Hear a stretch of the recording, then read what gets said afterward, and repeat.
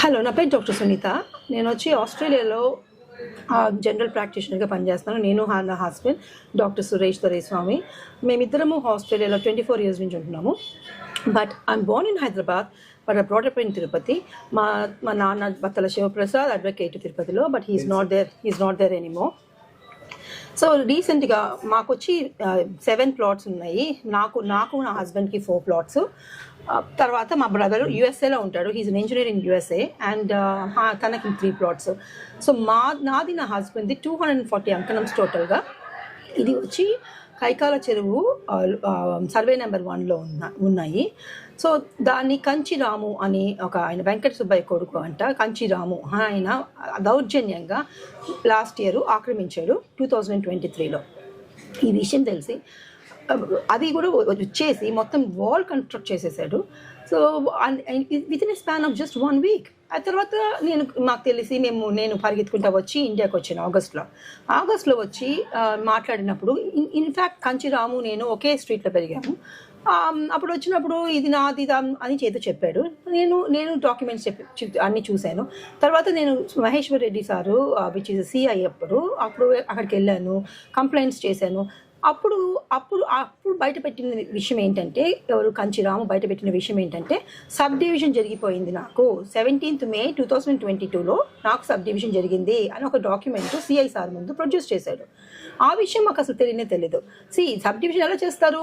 మాకు అన్ని ఆ ప్లాట్స్ మా పొజిషన్లో ఉన్నప్పుడు, the plots was not under Ramu's position, the plots were under our position. The Kaikala Cheruvu plot owners పొజిషన్లో ఉన్నప్పుడు how can the revenue department do sub division? It is illegal. మాకెవరికి ఇన్ఫర్మేషన్ కూడా ఇవ్వలేదు. When you do a sub division you have to inform everybody and everybody has to agree for the survey, which has not been done. ఇది అంతా current MLA Karunakar Reddy and his son Abhinay Reddy గారి ఆధ్వర్యంలో జరిగిందంట. ఎందుకంటే obviously municipal commission వాళ్ళది 60 crores of TDR bonds తీసుకున్నారంట. ఈ sub division చేసుకొని కంచిరాము ఆ సబ్ డివిజన్ని తనది అని క్లెయిమ్ చేసుకొని, ఆ రోడ్ అంతా తనది అని క్లెయిమ్ చేసుకొని అది పోయి 60 crores తీసుకున్నారంట. ఇంతకీ ఆ 60 crores వచ్చి అసలు ఆ ల్యాండ్ కంచిరాముది కానే కాదంట. That land for which the road TDR bonds has been given is owned by T. Srihari Reddy. ఆయన వచ్చి వాళ్ళిద్దరిది కేసు జరుగుతుంది కోర్టులో. ఓకే, సో ఎలా చేస్తారు? ఏమి వెరిఫికేషన్ చేసుకోకుండా? అంటే ఎమ్మెల్యే గారు ఏది చెప్పినా జరిగిపోవాల్సిందేనా? నేను తిరుపతిలోనే పుట్టి పెరిగాను. ఇన్ని సంవత్సరాల్లో ఈ కరెంట్ ఎమ్మెల్యే గారు చేసే ఇప్పుడుండేంత దౌర్జన్యం, ఇప్పుడుండేంత కబ్జాలు నేను ఎప్పటి వరకు చూడనే లేదు.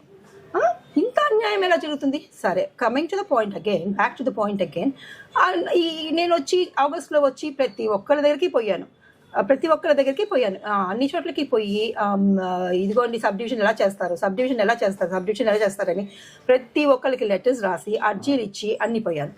అర్జీలు ఇచ్చిపోతే అందరూ అప్పటికప్పుడు వాళ్ళు అందరూ. కానీ ఒక విషయం ఐ హ్యావ్ టు అప్రిషియేట్ జేసీ గారు కానీ, ఆ తర్వాత ఇప్పుడు ఇంకొక సార్ ఉన్నారు ఏఈ సారు, వీళ్ళందరూ కూడా నేను ఇచ్చిన రిక్వెస్ట్కి రెస్పాండ్ అయ్యి వాళ్ళు అప్పటికప్పుడు మళ్ళీ అన్ని ఇన్వెస్టిగేషన్స్ చేసి అందరూ మళ్ళీ మా ప్లాట్ ఓనర్స్ మేమందరం వెళ్ళి కలెక్టర్ సార్ని కలిసి, అప్పుడు నేను దాంట్లో లేదు because I was in Australia, but then మిగతా ప్లాట్ ఓనర్స్ అందరూ వెళ్ళి కలెక్టర్ సార్ని రిక్వెస్ట్ చేస్తే కలెక్టర్ సార్ మళ్ళీ జేసీ సార్ పర్సనల్గా వచ్చి సిబ్బందిని వేసుకుని వచ్చి అన్ని ఇన్వెస్టిగేషన్స్ చేసి this went on for 3 to 4 months అండి. 3 to 4 months జేసీ గారు అందరి దగ్గర ఇన్ఫర్మేషన్ తెప్పించి మళ్ళీ సర్వేలు చేయించి డిఐ దగ్గర సర్వేలు చేయించి అన్నీ చేసి then he gives the judgement. JC కోర్టులో వాయిదాలుగా జరిగి వాయిదాలు వచ్చి ఎవ్రీ మంత్ జరిగిందండి. Because Kanchiramu and his advocate Adinarayana garu వీళ్ళందరూ కలిసి మాకు ఇప్పుడు ఇంకా టైం కావాలని చెప్పి నెలలు చేశారండి. ఓకే, అన్ని ఓపిక్గా జేసీ గారు అన్ని సార్లు వాయిదాలు ఇచ్చారు. సో మేమందరం ఫ్రస్ట్రేట్ అవుతున్నా కూడా జేసీ గారు లేదమ్మా, అందరికీ కరెక్ట్ న్యాయం జరగాలంటే వాళ్ళు అడిగిన టైం ఇవ్వాలి అని చెప్పి అంత టైం ఇచ్చారు వాళ్ళకి. ఓకే, అంత టైం ఇచ్చి చేస్తే కూడా మళ్ళీ ఇప్పుడు ఏం చెప్తున్నాడు, కోర్టులో చేసి చూసి 20 పేజెస్ ఆర్డర్ ఇచ్చారు జేసీ గారు. 20 పేజెస్ దట్ మేమే Kaikala Cheruvu plot ఓనర్సే right correct, మాదే డాక్యుమెంట్స్ కరెక్టు అని 20 పేజెస్ ఇచ్చారు. అంత పెద్ద ఆర్డర్ని తీసుకొని కూడా తర్వాత మళ్ళీ పోయి కంచిరాము వీళ్ళు ఏం చేశారు, ప్లాట్ ఓనర్స్ కొంచెం డిలే చేశారు. ఈ కంచిరాము మళ్ళీ పోయి హైకోర్టులో స్టే తెస్తారు. I don't understand how the judge also can give. దాంట్లో పేపర్లో ఏం రాస్తున్నారంటే ఆ జడ్జిమెంట్ స్టే ఆర్డర్లో ఏముందంటే ఇంతది prima facie is acceptable because 1 డేలో ఇప్పుడు వాళ్ళ లాయర్ ఏం చెప్పాడంటే 1 డేలో జేసీ గారు ఆర్డర్ ఇచ్చేశాడు అనేసి. హౌ ఈజ్ ఇట్ పాసిబుల్ అండి? How is it possible to give order in 1 day? It's not possible. JC garu step by step చేశారు. ఒకవేళ జడ్జి గారు గాన ఆ రోజుగా నాకు చేసేసి ఉంటే అది చూసుని ఉంటే సరిపోయేది. కానీ ఇప్పుడు ఏమైంది, వాడు స్టే తెచ్చుకొని మళ్ళీ కన్స్ట్రక్షన్ స్టార్ట్ చేస్తున్నాడు మా దాంట్లో.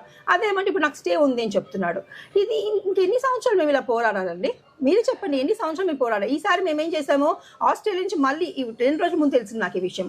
మళ్ళీ నేను ఒక డాక్టర్, జనరల్ ప్రాక్టీషనర్, అన్ని అపాయింట్మెంట్ క్యాన్సిల్ చేసి నాకు ఒక కొడుకున్నాడు, 12th క్లాస్ చదువుతున్నాడు, వాడిది ఫైనల్ ఇయర్.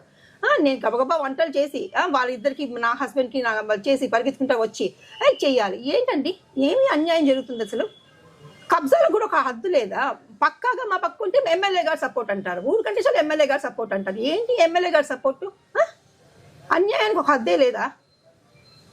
ఇప్పుడు పక్కాగా మా పక్క ఉంది. ఏంటంటే ఈ కంచిరాము చెప్పేది ఏంటంటే, ఆ జడ్జి గారు కూడా కంచిరాము చెప్పేది ఏంటండి, ఏంటి పేపర్లో ఏముంది అది అగెయిన్స్ట్ ఉండండి, చూపిస్తాను. ఏంటంటే అగెయిన్స్ట్ స్టేట్ రెవెన్యూ.